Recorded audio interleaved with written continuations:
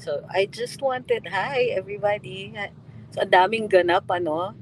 Ang daming nakakaloka. So, of course, among other things, nag-resign nga po ang ating VP sa Department of Education and effective ito ng July. Pero umiinit din ang issue sa West Philippine Sea. Kanina po nagkaroon ng maikling, ang tawag doon, parang briefing si Executive Secretary at medyo napansin natin is he's trying to take the tensions down a notch. Kaloka.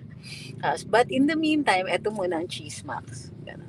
So as you may have noticed, in the last parang week or so, binibira ng binibira si Attorney Harry Roque. So si Sir Harry, si Sec Harry, we noticed na may mga lumabas na tungkol daw, allegedly may documents daw na nahanap sa isang pogo about him, yung tungkol dun sa travel, mga documents about his travel when he was still spokes. Tapos may mga, unusual na that he would have such documents allegedly sa loob ng pogo. So yun, napansin nyo, no? Wala namang illegal na ginagawa si Attorney Harry. May nakita lang itong mga documents supposedly doon sa isang pogo and all that. Tapos, pinapagtagpi-tagpi na nila. Ang, yun na nga sabi ni Nasmzuz, um, baka planted docs. Exactly, 'di ba? Sabay-sabay na 'yon. Iko-connect siya sa Pogo, tapos magi-insinuate na kung anong issues, mga ganon, kung ano-anong kabaklaan ang ini-insinuate nila, makasira lang. Pero sa totoo lang, anong crime? 'Di ba? May crime ba doon? And those documents, how do you connect them to Attorney Harry? Paano makakaabot yun ng ganon, 'di ba? Wala silang witness to indicate how that those documents even got there. So Attorney Harry. Before that, merong konting chika tungkol kay Attorney Vic. Si Attorney Glenn Chong naman, every time magkakaroon ng maisog rally at nagsasalita siya doon, siya naman po ay kinakasuhan ng disbarment case. Okay? So nakaapat na daw siya. Sabi niya, "Uy, bakit wala akong notice? 5 na daw yung napuntahan niyang rally pero wala pa po daw yung third na disbarment case." Sabi ko, busy yung mga tao. So ang napansin, sinabihan ako ng mga insiders kasi alam niyo naman, nag-hire lang naman ang Malacanang ng mga trolls, di ba? So according to another insider sa Malacanang, yung mga operators ng troll farms nila, ang sabi sa akin is, o Attorney Trick, susunod ka na. So mamaya kung may makita kayong mga nagpo-post-post tungkol sa akin, real or imagine, alam nyo na kung ano. So yung mga ginawa nila kay Attorney Harry, ako na daw ang susunod. Powers that be. I wouldn't be surprised kasi may mga tawag na nga po sa akin na ako ang susunod kasi nga nakita ako dun sa Angeles Rally. Tapos, 'di ba? Marami kasing nagkomento tungkol dun sa Angeles Rally, lalong-lalo na yung maikli kong doon, pagsasalita doon. Tapos syempre doon naman sa Antipolo na Leaders Forum ay ako po yung nagbasa ng statement nung sa Maisog. Basta ito was handed to me. O di sige, masunuri naman ako. Binasa ko. So apparently may nagagalit. Itago na natin sa mga pangalang ahas. So, anaconda, ganun. So, apparently galit na galit kasi bakit nga daw po ako nakikita sa ganun, bakit ako daw nagsasalita about that and so on. Sabi ko, teka muna, all the more dapat ako nagsasalita kasi galing nga naman ako doon sa loob. I know how things work. And wala naman akong, I'm under no confidentiality agreements. So, abang-abangan ninyo, ang dinig ko meron na daw sa TikTok, wag nyo nang hanapin, wag nyong puntahan, wag nyong patulan. Deadma ang pinakasagot sa mga ganyang mga paninira. Ano naman yung purpose na mahanapan mo ng document si Attorney Harry sa loob ng isang pogo? Wala namang proof of anything yon, di ba? Ano yon, involved si Attorney Harry sa Pogo dahil may documents siya doon. Pero yung documents na yun, travel documents. So anong 'di ba? Anong connect? Ano is this unusual? Yes. Is it illegal? No. Is it questionable? Well, yeah, the fact that the person who found it, hindi naman yata nag-indicate ng any wrongdoing. So, ano na? Ang tawag sa Malacanang is snake pit. Diba? Kasi ahasan sila ng ahasan dyan. So, So, ang punto ko dito is that halata sila masyado. So, meron ng mga nag-uumpisa na sila, ako na daw ang susunod. Kasi syempre, front and center, nasa dalawang magkasunod na maisog rallies ako. Aba, syempre, wala naman akong magawa. 'Di ba? Dati busy ako kasi may radio program ako. Eh, wala na akong radio program. So, what am I going to do? So, 'di ba? What am I going to do with my time? Although busy naman ako, I do have work. Yeah, I do other stuff. Saya-saya din online, mang-asar. Tapos, I have lots of books to read. Kaya lang, it just so happens na may nang-aasar, 'di ba?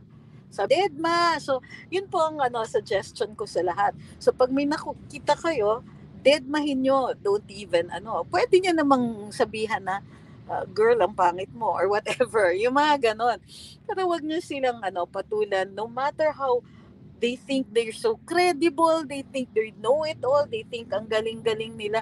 Dedma. Kasi sa totoo lang, all of us are just giving opinions. And kung ayaw nila yung opinion ko, di magbigay sila ng sarili nilang opinion. Hello, nobody's stopping them. Pero syempre kasi, gusto nila, ikakabit nila yung kanilang mga posts, yung kanilang mga kasamahan, dun sa mga posts namin o sa post ko, para magkaroon ng traction. Kasi on their own, hindi sila makaka-attract. So in order to attract other people, kailangan meron kang ibabash na high profile para may mag-react. I-deny na lang natin yan sa kanila kasi wala talaga tayong pakialam sa opinions nila. We don't really care. O di sige, if you're angry at me, I really don't care, di ba? If you're angry at me, edi magalit ka. Unang-una, I can't stop you. Pangalawa, I don't care.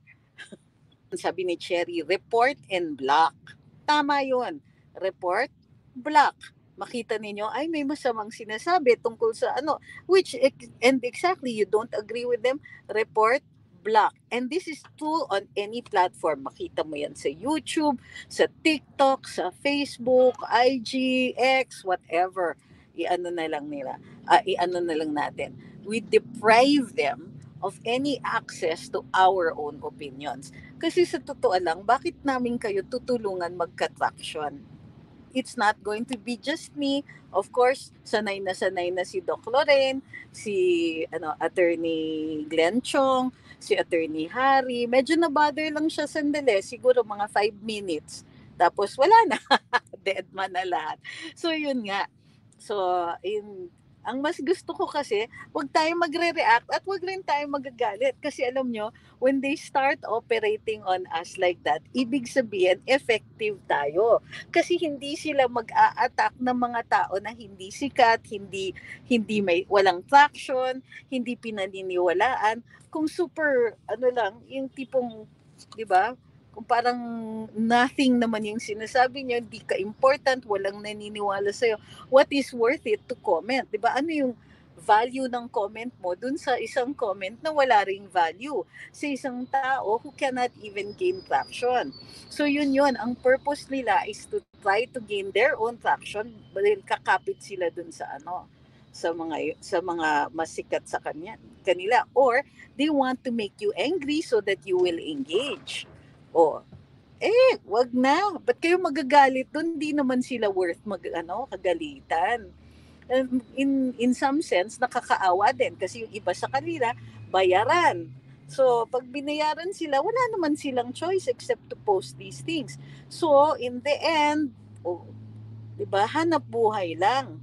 So, pero ako, hindi ko naman sila payayamanin by engaging with them. Diba? So, the best thing to do is block, report, and block. So, yan yung masaya. Tapos, pag dito sa Facebook, di ba, block all other accounts that they will create. Diba, merong ganong, Merong ganong, ano ba tawag doon? Feature. Ah, so, okay. In the meantime, West Philippine Sea. Sabi ni Regine, ang daming good news po, hindi lang highest crime rate, net loss trading na, oh my gosh.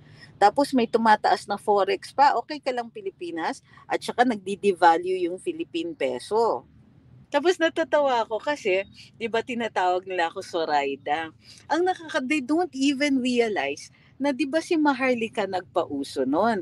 Ang nakakatawa niyan is, sumamili ka. Ibig sabihin, love niya si Maharlika kaya ine-echo niya yung dati niyang sinabi. Of course, magkaibigan na kami ni Madam Maharlika.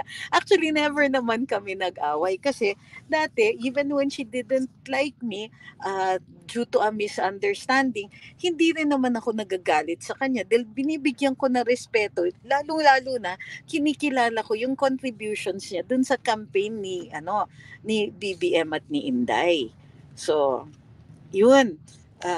Since never naman kami nag-away, ang dali-dali lang na nagkasundo kami after bumaba na nga ako, nakapag-usap kami. Nako, you know, I realized then how much ang sipag ni Madam and how much she has done. So, uh, para sa akin, yung mga persons na ganyan, they're quite worthy. So, kung kayo, kino-quote nyo si Madam Maharlika, hindi po ako nagagalit. Kasi kami ni Madam mismo, wala kaming alitan. Pero it says a lot about these trolls, di ba? Brutal Noodles, big props sa'yo, attorney, for being the bigger person. And you know who also is the bigger person? Si Madam Maharlika, si Nahari Roque, ganyan. Because si VP Sara, bihirang-bihira siya sumagot. Although exciting pag sumasagot siya. But, in spite of all the brickbats that are being thrown at her, she's very regal, serene, ganyan. Deadma, paki natin. Sa pa bang balita sa Act of War? May naputulan na daw ng daliri. Ay, actually, may balita nga po. Komentaryo nga si Boss Bobby. So, nag-press conference si Executive Secretary Lucas Bersamin at medyo umaatras dun sa angas na salita ng ating Secretary of Defense at sino ba to?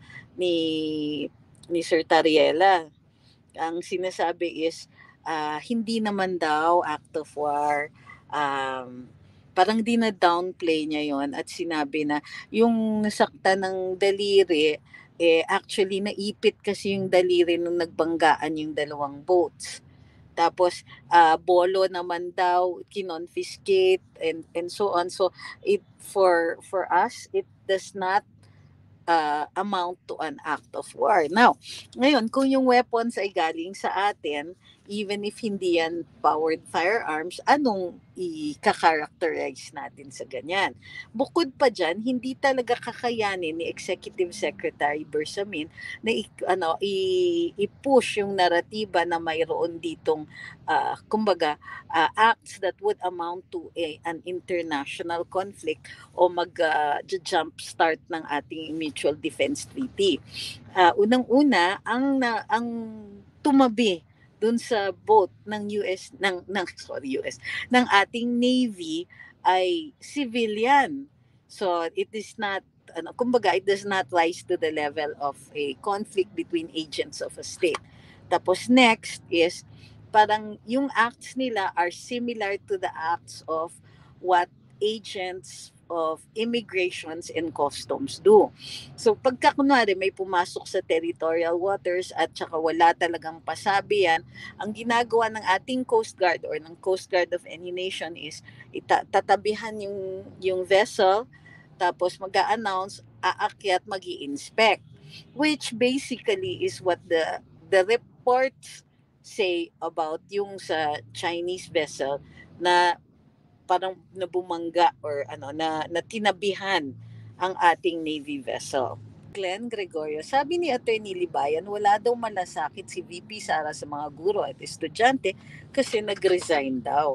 Alam nyo, yung resignation is not an indication of abandonment. Kasi sometimes, it will really depend on the reasons. And since wala namang binigay na reason si VP Inday, sa ngayon, kasi nasa loob pa siya, we will find out only later on. So para sa akin, medyo premature po yung ganyang klaseng opinion. Gayon pa man, opinion niya ni Atty. Libayan, hayaan nyo na. ba? Ang sa atin, kung hindi tayo agree, then magpapahayag din tayo ng sarili nating opinion. And sino na lang, ang contest dyan is sino ang paniniwalaan ng mga tao who still have to make up their minds. Pero alam nyo yung totoo niyan, I don't think a lot of people need to choose sides anymore. Marami yung DDS na tahimik lang. Kasi kaya lang they want to see na anong gagawin ng Pangulo dito. Because after all, the President rode on the shoulders of the DDS. So now, we have to, kung baga, gigisingin natin ngayon yung ibang mga tahimik. And sa atin, we have the easier job. Sila, naku, ang dami pa nilang kailangang kumbinsihin. Bukod pa doon, nagpapakita sila ng dahas. So, halimbawa, yung pag-serve ng warrant of arrest kay Pastor Kibuloy, paka-OA, diba? Overkill. That was a show of force. Yung ginawa nila sa SMNI na tinanggalan ng prangkisa, hindi ba show of force din yun? Panakot yan. O ito, papakita nila yung ginagawa nila kay Pastor o yung ginagawa nila dito sa sa SMNI para matakot yung iba. So matakot yung ibang mga radio and TV stations sa ginawa sa SMNI, matakot yung ibang mga kritiko na may mga sampang kaso, may mga kaso para tumahimik. Papakita ng ganitong gagawin na no matter how many people believe in you, papakita nila talaga na they will come after you with all the powers of the state. Yun yung point nila. Sabi ni Ma'am Roselita, may senator sa 2025, Attorney Vic, Attorney Glenn, Attorney Riggs, Attorney Harry, Eric, Doc Lorraine, Attorney Panelo, Agent Jonathan Morales. Ito, sabi ni Faye, they're trying to silence Attorney Harry as if naman mananahimik siya pag ginanyan nila. Sa totoo lang, hindi ko naiintindihan kung bakit nagpapakita sila ng dahas o cruelty or whatever. Yung mga ganyan, yung ginagamit nila yung puwersa ng Estado para tumahimik ang tao. They are just going about it all wrong. Diba? So, tingnan nyo yung pinaka-effective na silencing mechanism nila dun sa Kongreso. Pinayaran nila. Ang kaso, pagka may prinsipyo, alam nila that's not gonna work. Pero, there's still other ways eh. Unang-una, bakit hindi sila magbago? Bakit hindi nila pakita na mali yung kritisismo namin, di ba? Pag sinasabi namin na, yung supply chain hindi inaasikaso ni Pangulong Marcos, bakit hindi sila magpakita na hindi, ganito yung ginawa ni Pangulong Marcos, inasikaso niya yung supply chain. Kaso alam natin hindi totoo. So ang punto ko dito is, they have no other way to answer yung mga sinasabi natin. Kaya nagpapakita ng dahas. Tignan nyo, pag nasa rally ang SMNI, disiplinado sila, they're organized, and they're very, very committed. Ang hirap kayang kalabanin ng mga ganyan. So what should the government do? Sit down with the representatives of the kingdom. Sit down with the representatives of SMNI. Pero hindi eh. They're not talking, they're not negotiating, they're not doing anything. Ang ginagawa lang nila, akala nila madadaan nila sa dahas. But years and years of under the Marcos dictatorship, yung father ni Pangulo, has shown us that this does not work. Pakitaan mo ng dahas, gagawin lang hero lahat ng mga pinahihirapan nila. There will be, can you imagine, kung ayaw nila kay Harry Roque, ang gagawin ng mga tao, iaangat nila ang tingin nila kay Harry, kay Sec Harry, di ba? Kung dati natatawa-tawa tayo kasi very siya articulate, ang galing magpakengkoy, ganyan. Ngayon, ang tingin na natin fighter. Inoppress niyo siya pero lumalaban pa rin. Tataas lang ang pagtingin natin sa kanya. So, kakaiba talaga itong gobyernong to. Walang kadala-dala, hindi natuto sa unang Marcos administration. Or siguro, si Presidente, he really didn't learn the lessons. He really just, dyan lang. And yung akala niyang mga nangyari noon o akala niyang ginawa ng tatay niya, he thinks he can do that, but he doesn't have the same kind of smarts as his father did. And his father was surrounded by intelligent people. He had, oh my gosh, di ba? Uh, he had Jaime Laya. He had yung tatay ni Cheese Escudero. O, sino yung soldier niya? Kalimutan ko yung name. O, yung mga yan. He always, at the time, Senator Kit Tatad was a whiz kid. Batang-bata. Galing-galing. Ha? President Ferdinand Marcos Sr. surrounded himself with intelligent people. And even if later on, sinasabi nila, dahil may PCGG nga, sinasabi nila may nakuha or they were greedy or whatever, they were hired on the basis of their competence first. Ngayon, nagagawa ba ni Presidente Marcos Jr. yan? Sana mag-line up for Senate 2025, Panelo Roque, you, Miss Trixie, Glenn Chong, Dr. Abadoy, ka Eric Celis, Pulong Baste, at sino pa ba? Oy, wag naman natin ilagay lahat sa Senado.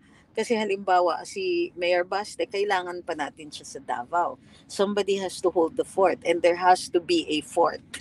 Kumbaga, si Kong Pulong, kailangan natin siya. I think he has one more term sa Kongreso. Who's going to mind the store sa Kongreso? Kailangan natin ng mga ganyan. So, ang ano ko is, of course, mahalaga ang Senado, pero marami naman po yatang mga tao, si Presidente Duterte, si former President Duterte na maipatatakbo. Sabi ni Ronald Talents, galit na ang mga pro-war, galit na din ang mga pro-diplomacy, galit na ang mga nagugutom ng taong bayan, galit na ang IP at KOJC, galit ng mga pro-Duterte, umayaw na si Sara. Paano na yan? Wala nang maniniwala sa sinasabi ninyo. Kayo-kayo na lang magkakampi mga bangagers. Grabe.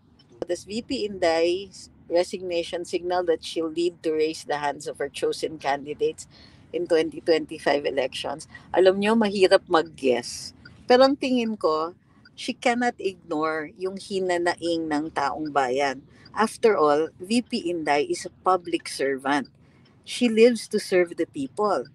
And how can she ignore yung pangangailangan ng marami?